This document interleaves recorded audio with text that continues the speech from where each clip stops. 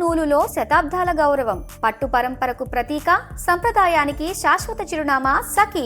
నమస్తే రమగారు. నమస్తే జయ. రమగారు, మనము ఉగాది పండుగ విశిష్టత మాట్లాడుకున్నాం. ఇంకా ఆ రోజు ఏం చేస్తామండి? ఇంకా చేయాల్సిన విధి విధానాలు ఏమన్నా ఉన్నాయా? వంట వండుకోవటమే అంతేనా? కొన్ని ఊళ్ళల్లో అమ్మవారికి నివేదన చేస్తారు. అమ్మవారి నివేదనలు పలారాలు ఎత్తటం అంటారు కొన్ని చోట్ల. అమ్మవారికి అంటే ఏమనాలి దాన్ని, ఉపారాలు పెట్టడం, ఉపహారాలు అన్నమాట. ఉపహారాలు ఎత్తటం అమ్మవారి కోసమే. ఈ ఉగాది పండగ దగ్గర నుంచి మనకి సీజన్ మారుతుంది కదా. ఆ అమ్మవారికి సంబంధించిన వ్యాధులు, అంటు వ్యాధులు ప్రబలుతాయి. అందుకని గ్రామ దేవతలకి అన్న నివేదన చేయటం ఒక పద్ధతిగా కనపడుతుంది. మా అత్తవారింట్లో కూడా ఉంది, అమ్మవారి నివేదన అని చేస్తారు. మొదట చాలా సంవత్సరాలు నేను చేయలేదు, నాకు తెలియక. తర్వాత ఒక సంవత్సరం మా అమ్మగారు మా ఇంట్లో ఉన్నారు, ఆవిడ ఆ నివేదన చేయటం దీన్ని చూపిస్తానని ఉన్నారు మా ఇంట్లో. అది ఎట్లా చేస్తారంటే, ఇప్పుడు మా వాళ్ళు చేసే విధానం, గోడకి బొట్లు పెట్టి గోడకు ఒక చోట శుభ్రంగా తుడిచేస్తారు, నీట్గా గుండ్రంగా పసుపు రాసి దాని మీద కుంకుమతోటి 3 రేఖలు 3 బొట్లు పెడతారు. అట్లా చూసేసరికల్లా మనకు అదొక పవిత్ర భావన వస్తుంది. ఆ ప్లేస్ ఒక ప్రత్యేకమైన స్వరూపంలాగా కనపడుతుంది. 3 కుంకుమ రేఖల నుంచి ఆ కింద చక్కగా ముగ్గు అది వేసి 2 అరిటాకులు పరిచి 5 నివేదనలు ఖచ్చితంగా చేస్తారు. అన్నం కూర పప్పు కాకుండా గారెలు, బూరెలు, పాయసం, పులిహోర, పొంగు బూరెలు అంటారు. ఈ 5 చేస్తారు మా వాళ్ళ ఇంట్లో అయితే. ఒక్కొక్క చోట ఒక్కో రకంగా ఉంటుంది కదా. ఇవి తర్వాత ఏమో అన్నం, పప్పు, కూర, చారు లేదా రసం కాకపోతే పులుసు, తర్వాత పెరుగన్నము, ఇవన్నీ 2 అరిటాకులను చక్కగా పూర్తిగా వడ్డం చేసి నెయ్యి వేసి ఆ 2 అరిటాకుల్ని అమ్మవారికి నివేదన చేస్తారు. ఒక ఆకుని చాకలికి ఇచ్చే పద్ధతి ఉండేది ఆ ఊళ్ళల్లో. చాకలికి ఇస్తారు. చలవని అంటే ఇప్పుడు తర్వాత కాలంలో అంటే ఇది వరకట ఏమయ్యేది, ఇలాగా పిల్లలకు అంటువ్యాధులు అవి వస్తే మా అంకమ్మ, రాఘవులు వాళ్ళే వచ్చి దిగదొడవటం అవన్నీ కూడా బట్టలు ఉతికే వాళ్ళే చేసేవాళ్ళు. వాళ్ళకి ఇస్తే మంచిది అని, గంగానమ్మ వారికి వాళ్ళ దీంట్లో ఉంటుందని అట్లా చెప్తారు. గంగానమ్మకి నివేదన చేయించటం కూడా మా ఊళ్ళో చాకలతోటి చేయిస్తారు. వాళ్ళే అలవాటుగా చేస్తారు. పెరుగన్నం నివేదన చేయటం కొన్ని చోట్ల. ఈ ఉపారాలు ఎత్తటంలో మన ఊళ్ళని బట్టి, ఇప్పుడు మా వాళ్ళ వైపు ఊరు పద్ధతి ఇది. నేను ఇంకొక చుట్టాల ఇంట్లో చూశాను నేను, వాళ్ళైతే ఇవన్నీ లెక్కగా 11 కుడుములు, 11 అలా ఇవి గారెలు, 11 బూరెలు, అట్లా అన్నీ 11 చేసి ఈ నూనెలో వేసే పదార్థాలు 11. తర్వాత ఏమో అన్నం కూడా 11 గుప్పెళ్ళ అన్నం ఉండి పులిహోర ఉండేరు. లెక్కగా ఆ మొత్తాన్ని నివేదన చేసి ప్రసాదంగా ఇంట్లోకి కొంత ఉంచుకుని తతిమాది చాకలికి ఇవ్వటం. ఇదో విధానం కనిపిస్తుంది. సాధారణంగా అందరూ కూడా గారెలు, బూర్లు, బొబ్బట్లు అలాంటివి చేసుకుంటాం. ఏటా చేస్తున్నామని కొంచెం బొబ్బట్లలో వేరియేషన్ ఒకటి, బూరెల్లో వేరియేషన్ ఇంకో రకం, పులిహారలో ఒట్టి చింతపండు పులిహార కాకుండా ఇంకో రకం పులిహార ఏదైనా. ఇది నియమంగా చేస్తారు పిల్లల కోసం. ఇదేంటంటే సంతానానికి ఇంట్లో ఎవరికి చర్మ వ్యాధులు రాకుండా ఉండటం కోసం. ఎక్కువగా మనకు అదే ఇది కదా, వేపూత కాలం కాబట్టి ఇప్పుడు ఏమొస్తాయి, పొంగు వస్తుంది, ఆట్లం వస్తుంది, జనరల్గా వచ్చేవి.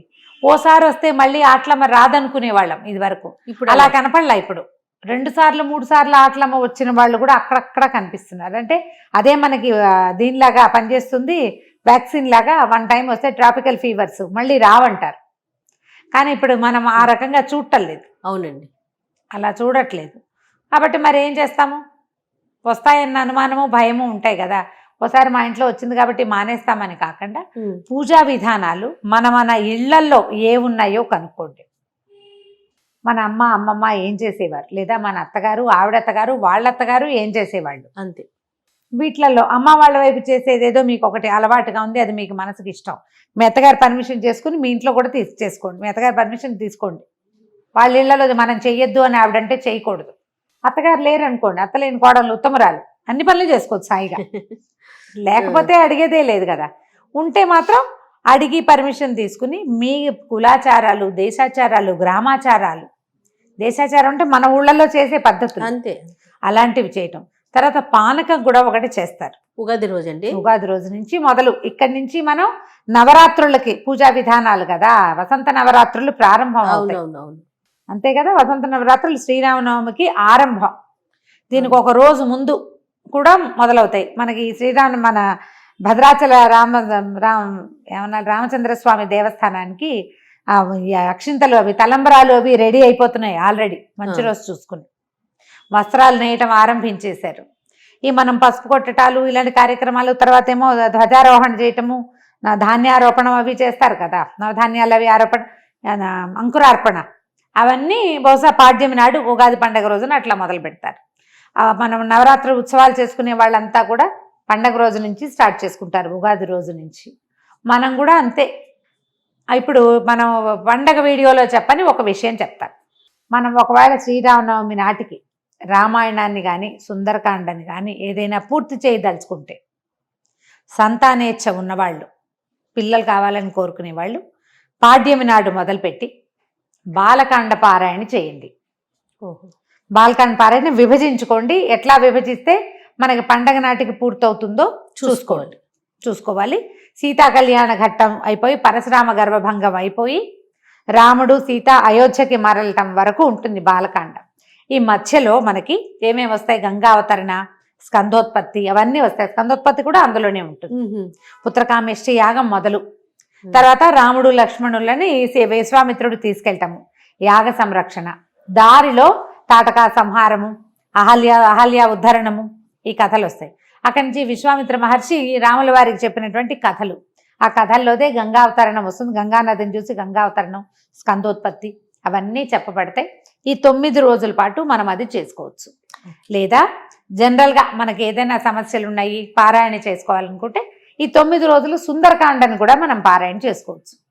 పూర్తి రామాయణం పారాయణ చేయగలిగే కెపాసిటీ ఉన్న వాళ్ళు వాళ్ళ పద్ధతి ప్రకారం చేసుకుంటారు. అలా చేయలేని వాళ్ళు కనుక బాలకాండని చేయొచ్చు, తర్వాత దీన్ని చేసుకోవచ్చు. ఇంకో పాయింట్, మూడో పాయింట్ ఏంటంటే, మన పిల్లల్లో ఎవరికైనా దుష్ప్రవర్తులు ఉన్నాయి, లేదా సరిగ్గా చదువుకోవట్లేదు, మాట వింటలేదు, దుస్సావాసాల పాలైపోయారు, వివాహాలు అయిన తర్వాత కూడా వాళ్ళు మనతోటి సరిగ్గా ఉండట్లేదు, ఇలాంటివి ఉంటే అయోధ్యకాండలోని తొలి 2 సర్గలు శ్రీరామ గుణవర్ణనము, 2 సర్గలు కలిపి ఒక 60 శ్లోకాలు ఉన్నాయేమో అటు ఇటుగా, ఆ 2 సర్గల్ని పారాయణ చేసుకోవచ్చు. అది కూడా పాడ్యమి నాడు మొదలు పెట్టుకుని నవమి నాటి దాకా, అంటే 9 సార్లు చదువుతాం మనం దాన్ని.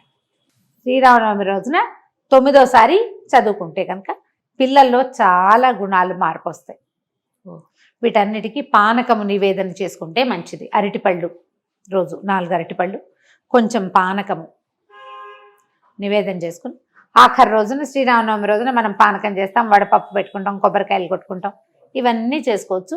నియమం పెట్టుకుని ఈ 9 డేస్ కనుక మనం రామాయణ పారాయణ చేసుకుంటే, తొలి రోజున పండగ నాడేమో మనం భక్ష్యాలు అవి చాలా వండుకుంటాం కదా, అవి ఎలాగో నివేదన అవుతాయి. తర్వాత రోజులంతా కూడా మీరు 4 అరటిపళ్ళు కొంచెం పానకము నివేదన పెట్టుకుని ఇది పూర్తి చేసుకుంటే కనుక విశేషమైన ఫలితం లభిస్తుంది. మనం వంటకాలకు ఏముంది, మన పద్ధతి ప్రకారం మన ఇళ్లలో అలవాటు ఉన్న ప్రకారం పండగల్లో ఏం చేసుకుంటామో అదే చేసుకుంటాం, అదే చేస్తాం. ప్రత్యేకంగా చేయవలసింది ఉగాది పండగ రోజున ఉగాది పచ్చడి, శ్రీరామనవమి రోజున పానకము, అంతే. మధ్యలో అదంతా మన వీలు వెసులుబాటు. రామాయణ పారాయణ కనుక పెట్టుకుంటే మనం పానకం చేసుకుంటే మంచిది. తప్పకుండా. నమస్తే. నమస్తే.